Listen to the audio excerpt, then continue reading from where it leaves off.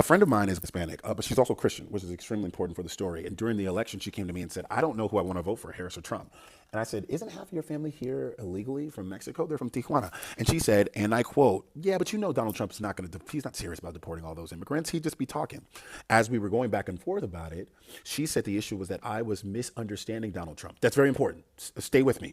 The issue in her mind was either that Donald Trump did not mean what he said, he meant something different than what he was saying, or that I was having a problem interpreting him correctly, right? Fast forward to a week ago, I made a video saying that I wasn't surprised that Donald Trump got 60% of the Christian vote because Donald Trump is, in my opinion, very similar to the Abrahamic God of the Judeo-Christian Bible, right? And that Christians, through their faith, have been developing the skill set, the cognitive negotiations with reality that you would need to follow somebody like Donald Trump, right? Here is just one example.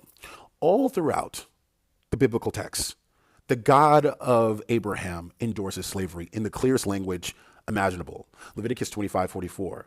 As for your male and female slaves, you may have male and female slaves. You may buy them from the nations around them. You may buy them from strangers. You may bequeath them to your sons after you. They may inherit them as their own property. That's chattel slavery. That's generational slavery.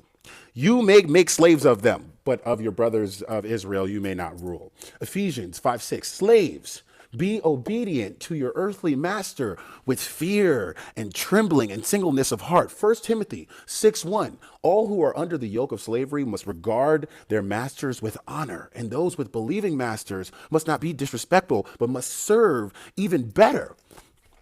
But Christians will look you in your face and tell you that God of the Bible is just joking. He's just joking.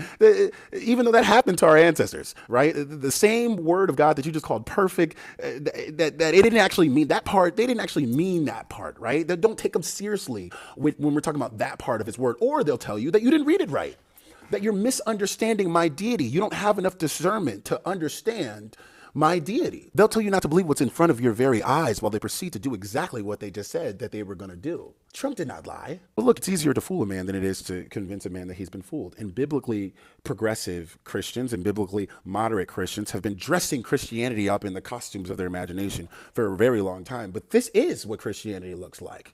And this is what it has always looked like. And this is Donald Trump. And this is who Donald Trump has always been. And for you to have believed anything else at any other point in time is just simply beyond me. Y'all have a good day.